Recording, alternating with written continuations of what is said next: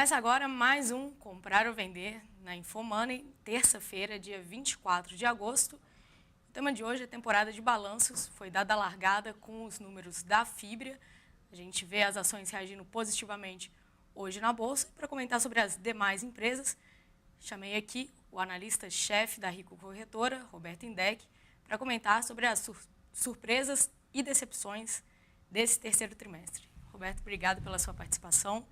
E vamos começar já comentando um panorama geral sobre a temporada. A gente viu o segundo trimestre com números positivos das empresas. A gente deve ver uma continuidade dessa melhoria nos balanços no terceiro trimestre? Olha, a gente viu o Fibria hoje abrindo essa temporada dos números do terceiro TRI de 2017. Eu acho que foram números positivos. Na verdade, já se esperava que a Fibria pudesse reportar números melhores, até porque o que ela vem trabalhando em aumentos consecutivos no preço da celulose, principalmente para o mercado internacional, assim como foi anunciado na semana passada, com validade a partir do dia 1º de novembro, já de novo, e também a redução da sua dívida, que é algo que o mercado sempre costuma cobrar, ou tem cobrado de uma forma mais frequente da Fibria nesses últimos trimestres. Eu acho que os números agora do terceiro TRI que a gente pode esperar, em especial do ponto de vista positivo, muito mais para o lado do setor varejista aqui no Brasil. Isso muito mais em função dos indicadores que têm apresentado uma melhora aqui da economia. É bem verdade que ainda não é nada absolutamente excepcional, aliás, está longe disso ainda, mas sem dúvida alguma que até com aquela questão da liberação do FGTS, que aliás não foi só isso que trouxe a melhora significativa na economia, mas também a base de comparação que a gente tem com o terceiro trimestre de 2016 em especial, que foi extremamente fraco, né? Se a gente for levar em consideração que 2015 e 2016 foram anos de recessão muito duras, eu acho que quem tem a se sobressair agora nesse terceiro trimestre são o número das varejistas. A gente vai entrar em cases específicos no segundo bloco. A gente vai comentar sobre algumas ações que tendem a surpreender e podem decepcionar. Eu também já deixo aberto para o pessoal que está nos assistindo para tirar dúvidas no chat, na Infomoney TV, assim como também na transmissão ao vivo que a gente faz pelo Facebook. Mas tendo em vista que nós vamos ter 20 balanços até sexta-feira, muitos resultados vão ser divulgados. O que o investidor deve ficar de olho? E eu já aproveito aqui, a gente comentou sobre a agenda, vou pedir para a nossa produção jogar o link da agenda de balanços, e lá vocês podem ver todas as empresas que vão reportar números. Aqui eu já coloco em destaque nessa semana, a gente vai ter Ambev dia 26, Vale também 26 e Usiminas 27, entre as grandes empresas que vão reportar ainda balanço essa semana. Quais devem ser, quais os pontos de atenção ali para os números em geral, né, das companhias? Olha, eu acho que o que a gente tende a ver, sem dúvida alguma, é uma melhora no perfil de endividamento de grande parte das empresas, essas que têm seu perfil atrelado à taxa de juros aqui no Brasil, sem dúvida alguma, até porque a gente vem com um recuo gradual da Selic ao longo das últimas 4 reuniões, que foi cortado 1 ponto percentual em cada reunião. Então isso, sem dúvida, é um destaque que a gente deve observar isso, inclusive também se a gente for falar do segmento de bancos, né? Até porque a margem financeira dos bancos, em função desse recuo da Selic, também deve comprimir, de certa forma, os resultados financeiros com isso, né? Eu acho que esse é o grande aspecto, o ponto positivo que a gente deve olhar em geral, isso para o mercado interno. Para o mercado externo, a gente teve um dólar relativamente estável, né, na faixa dos 3,15 e 3,20, mas eu trouxe inclusive alguns indicadores, Paulo, se me permite, o que me chamaram muita atenção aqui, acho que números também de concessões de rodovias também pode surpreender positivamente. A gente viu que nos últimos 2 trimestres a gente tem tido um crescimento do tráfego de uma forma bastante relevante, essa elevação, isso nas rodovias aqui no Brasil. Alguns outros indicadores que eu trouxe aqui, na verdade eu separei diversos, né, mas é para chamar muito mais atenção, para mostrar como a economia do Brasil vem melhorando em relação aos meses anteriores. Mas aí, de novo, nós tivemos uma base de comparação muito fraca em relação ao terceiro trimestre de 2016. Mas mesmo assim, nós tivemos aí vendas no varejo melhorando, nós tivemos também isso desde quando atingiu praticamente o seu piso lá no final de 2015, né? Isso vendas no varejo. Se a gente estiver falando também dos voos nacionais, a gente vem tendo um crescimento bastante relevante do número de passageiros, ou seja, a frequência tem mostrado uma elevação nos últimos meses.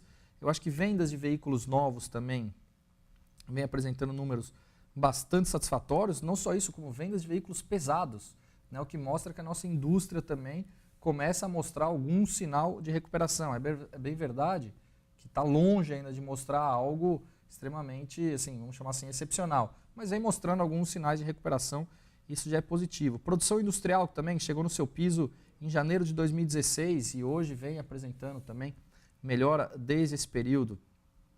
Produção de veículos também, nos últimos 6 meses, vem apresentando mês a mês uma melhora gradual. O que mais que nós temos aqui que eu separei? Taxa de desemprego também vem melhorando desde desde o auge de quase 14% de taxa de desemprego. Hoje a gente com 12,7%. Confiança do consumidor, que vem melhorando desde o seu piso também, que chegou lá em setembro de 2015.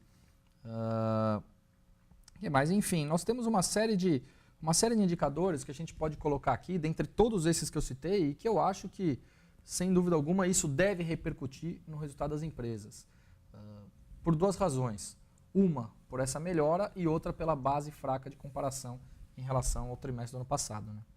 Você comentou de destaque positivo na linha dos balanços o resultado financeiro, que deve vir melhor nesse trimestre, impactando diretamente no lucro das empresas.